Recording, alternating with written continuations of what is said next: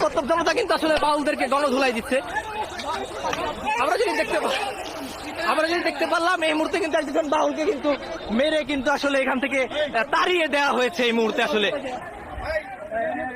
একজন বয়াতি আবুল সরকার, সে আমার আল্লাহকে নিয়ে স্টেজের মধ্যে ওইটা যেই শব্দ চয়নগুলা করেছে, এই শব্দগুলো অত্যন্ত বেয়াদবি হয়েছে। কথা বলেন ঠিক না বেঠিক?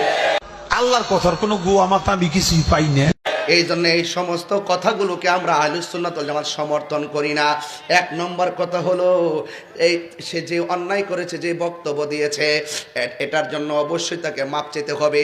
এবং রাষ্ট্রীয়ভাবে অতীতেও দেখেছি অনেকে নবীকে গালি দিয়েছে, অনেকে আল্লাহকে গালি দিয়েছে, অনেকে শরীয়তের বহির্ভূত অনেক কথা বলেছে।